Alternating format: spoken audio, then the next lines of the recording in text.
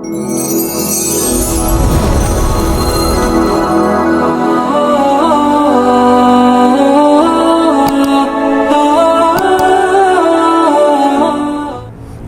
ingat ya kisah Abu Mi'laq yang saya kisahkan?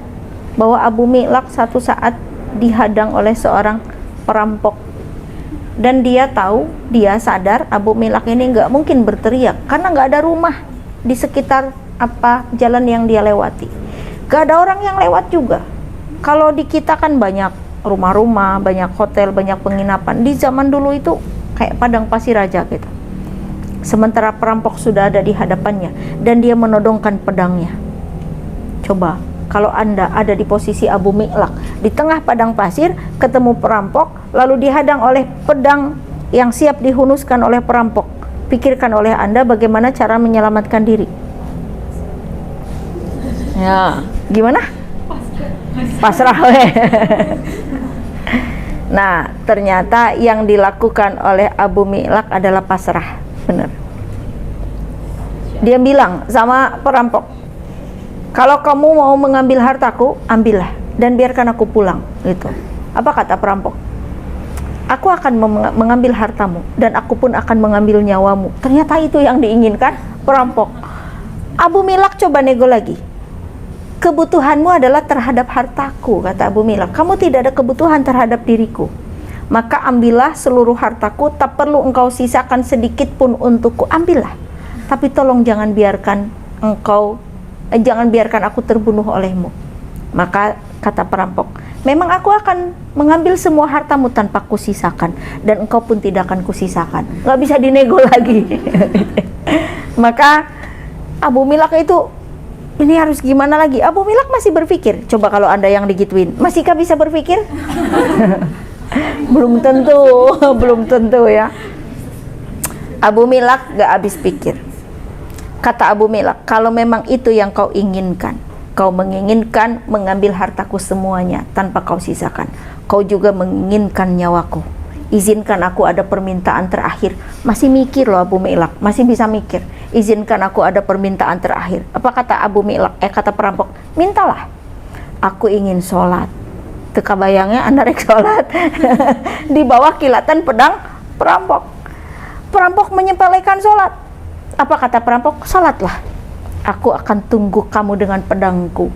Maka kemudian Abu Mi'laq itu sholat. Maka dikenal itu sebagai sholat khauf, sholat dalam ketakutan. Maka Abu Mi'laq sholat, dan perampok menunggui selesainya sholat Abu Mi'laq. Siap-siap dipenggal habis sholat itu. Abu Mi'laq sholat terus. Di sujud terakhirnya dia berdoa dengan menggunakan Asmaul Husna. Wahai Allah, engkau yang bertengger di atas arasmu, ubun-ubunku dalam genggamanmu, nyawaku dalam kuasamu, seluruh gerakanku dalam pengawasanmu. Kita berdoa nggak seromantis Abu Mi'laq, bener nggak? Abu Mi'laq begitu romantis kepada Allah. Dia gunakan Asmaul Husna yang cukup pantas untuk dia sebutkan. Aku adalah hamba dari hambamu. Aku adalah anak dari hambamu. Ya Allah, dengan segala kuasa yang engkau miliki, selamatkanlah aku dari perampok ini. Ya Allah, dengan kekuasaanmu, selamatkanlah aku dari perampok ini. Dengan kuasa yang engkau miliki, selamatkanlah aku dari perampok ini. Dia menyebutkan itu di akhir doanya 3 kali, mengulangnya 3 kali. Kemudian Abu Mi'laq bangun dari sujudnya, lalu atahiyat. Menjelang salam dari atahiyatnya, dia mendengar suara derap langkah kuda dari kejauhan. Semakin dekat, semakin dekat, semakin dekat. Ketika dia mengucapkan Assalamualaikum ke sebelah kanan, Assalamualaikum warahmatullahi, lalu dia mengucapkan Assalamualaikum ke sebelah kiri, dia melihat ada kepala perampok menggelinding, menggelinding gitu. Abu Mi'laq sangat kaget, lalu dia langsung berdiri dari sholatnya dan menghadap ke belakang.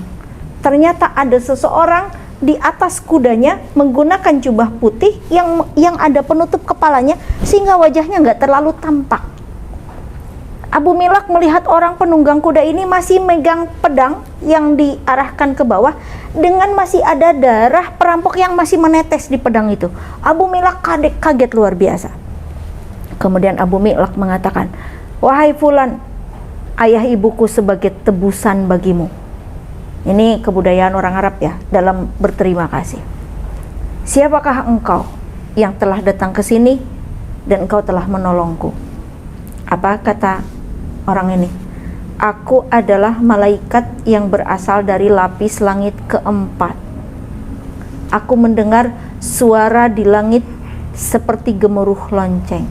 Dan kami tahu suara itu ditimbulkan dari orang yang sedang berdoa kepada Allah dalam ketakutannya.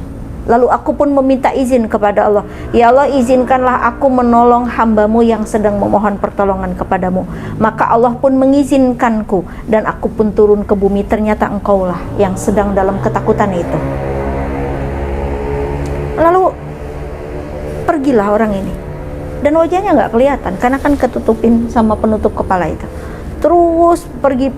Tinggallah Abu Mi'laq sendiri, badannya utuh, hartanya utuh. Dia melihat badan perampok tergeletak, kepalanya telah menggelinding. Dia menyadari dirinya selamat karena Allah. Janganlah, jadi Abu Mi'laq itu tidak ketakutan oleh perampok dengan ketakutan yang melebihi ketakutan kepada Allah. Masih bisa berpikir, yaitu masih bisa berharap kepada Allah. Jadi apapun kondisinya, nggak ada cerita mentok buat orang yang beriman kepada Allah. Bener ya?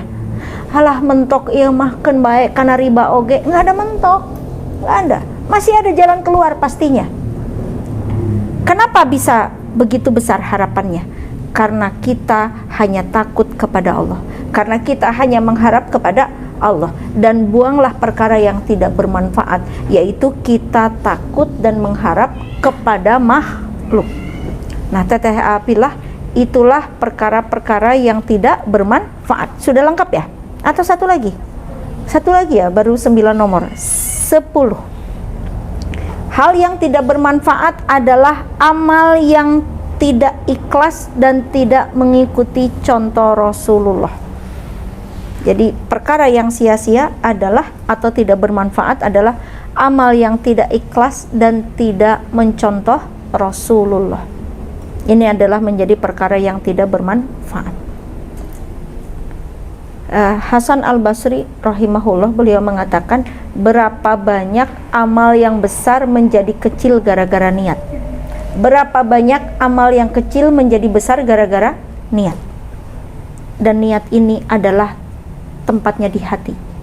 Dan ikhlas ini juga tempatnya adalah di hati.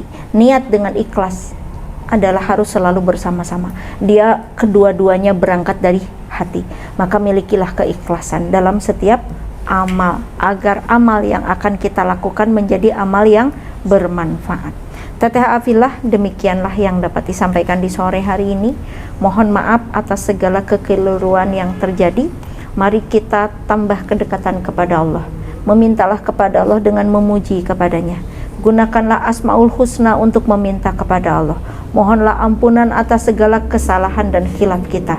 Lalu mulailah meminta kepada Allah. Insya Allah sesuai dengan jaminan Allah, ud'uni astajib lakum. Berdoalah kalian kepadaku, maka aku akan mengabulkannya. Rabbana hablana min azwajina wa zurriyyatina qurrata a'yun waj'alna lil muttaqina imama. Rabbana la tuzigh qulubana ba'da idh hadaitana wa hab lana min ladunka rahmah innaka antal wahhab. Rabbana atina fid dunya hasanah wa fil akhirati hasanah wa qina adzabannar. Assalamualaikum warahmatullahi wabarakatuh.